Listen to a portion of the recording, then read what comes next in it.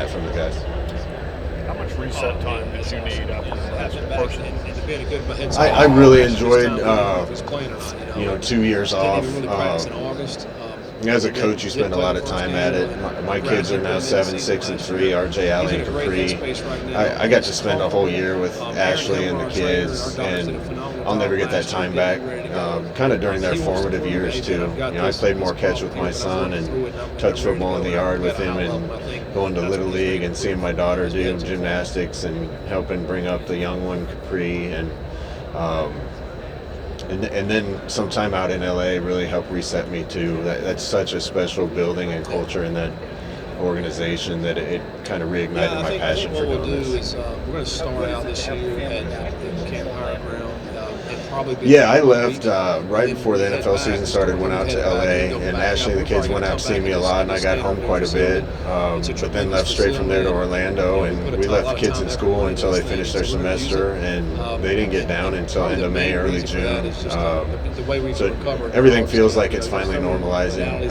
Got my wife and kids back around me every night and every day, and I'm a lot happier guy for it.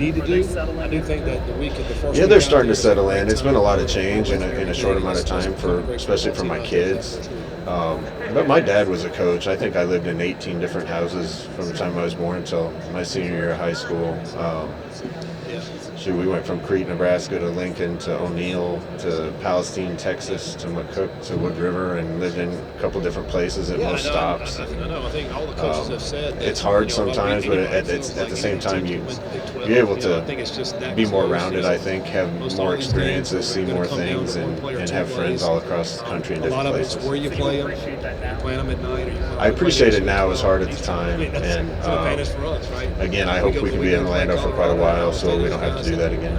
Did you learn something? I mean, late 10 o'clock, 10:30 Eastern. Did you learn something that when you were going through this now with your family, that you're like, I remember what this was like. I don't want to. We talked about being in Orlando for a long time. I don't want to put my family through that. But probably the biggest thing is change is hard. But there's good and bad to every place you go, and as sad as you are to leave one place and close the chapter, there's good things waiting for you around the bend too, and you got to try to keep a positive attitude about it. I think it just shows that we can all do it. We just got to have the right chemistry, and things have to go your way a little bit, and then you come out on top. I've heard college basketball players and football players talking about receiving some really awful messages from fans when they don't hit certain numbers. My team just I was done with team, I'd rather be that way. If not, Verity's good. I think, essentially I've been at that. angry I was at App State, our team you take it on the chin in this business, and it's worse than it used to be. That thing you're recording me with right there, that cell phone, has given everybody a voice, ugly opinions. It used to be really easy not to read the newspaper. It's even harder to block it all out now when it's in your hands 24/7. That can be dangerous. It's dangerous to young kids, and there's a lot of attempts to stop those kind of things going on for young kids. But it affects our players too, and it affects our coaches too. And there's not a lot you can do about it other than shut it all off and try not to pay attention to it. But nobody cares what the guy in the 52nd row is saying, and I certainly don't want our players to care about that. It affects me if I let it affect me, but I've been through it about as bad as you can go through it, and you learn not to pay any attention or really care what those people think, as long as you're true to your faith and your family and are working as hard as you can. It's not the critic that matters. You talked about hiring a little bit. I wonder if you could give us a couple words on Coach Cooper and Coach Green changing how they fit into their respective roles on your staff so far. Yeah, Coach Coop and I have been together. His dad and I are actually good friends and have fished a lot on the coast of Oregon. I brought Coop to Nebraska. He's honestly one of the sharpest guys I've ever been around, and he sees the game the same as I do. So he's been great and a great fit for me. I took my time with D coordinator and landed on Alex. I really like what he does. I think it fits us from a style perspective. And on top of that, I think he's got a chip on his shoulder like I do. one time he was the hottest defensive coordinator in the country. He went to a spot where it didn't go as good as he wanted to, and he took a lot of that on the chin and a lot of the blame for it. And now I think he's hungry and has a chip on his shoulder, and I think that parallels my track pretty well. So we're both hungry for another chance, and we're collaborating pretty well. What do you think of coaching against Rich Rodriguez? What is your experience been like? Rich Rod's great. I've had a lot of respect for him for a long time. I think he was an innovator.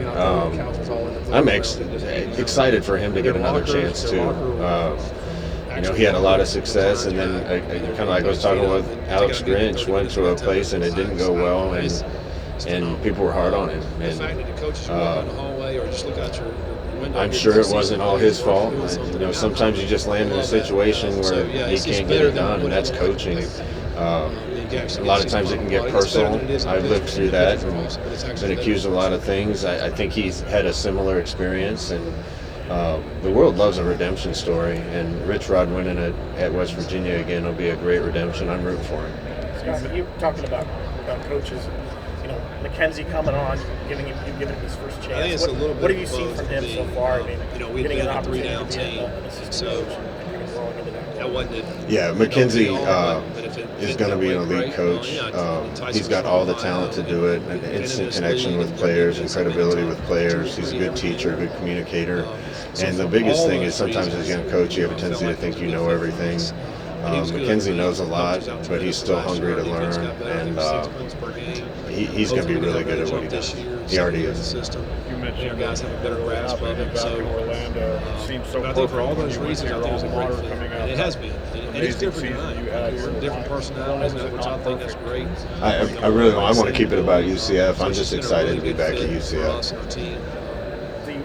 The designated student athlete list, they were talking a little bit about that last week, where you can designate some different players for under that listing to help out for your roster. Have you dealt with that at all yet? I've always been that way.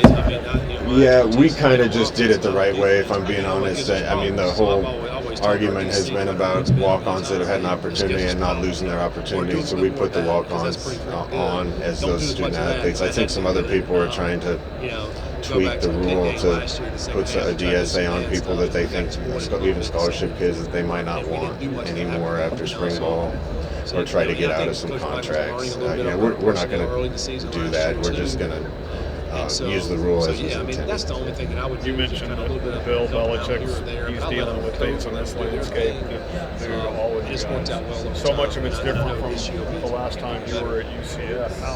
How do you kind of see that as you try to build this thing again? I think so. I think he's got a really pretty good grasp of it. Ask me the question again, sorry.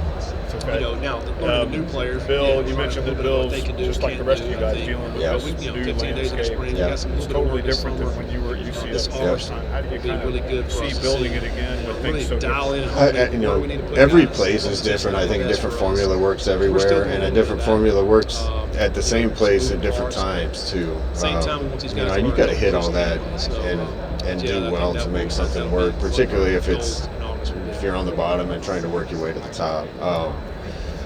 Things are changing in college football. All you can really be sure of is it's going to change more. 6 months from now, there'll be new rules. You got to stay light on your feet and try to figure it out as best you can, and surround yourself with as many intelligent people that can help you solve problems as possible. So it'll pan out the way it needs to pan out, as they go through it. But I anticipate both getting a lot of carries. Yeah, I got no more to say. But it just sort of lingers to me, they got to get the ball in their hands. So find ways to do I'm that. just excited to be at UCF. When you go through something that doesn't work, just ready for another chance, and I'm ready for another chance. This is about the Big 12. This is about UCF. I'm excited to be back. Everybody has success in life and has failures in life for all sorts of different reasons. I'm excited to be back in a place where my family and I get treated well, and looking forward for an opportunity to try to do what I love again. How do you view the 2017 season now?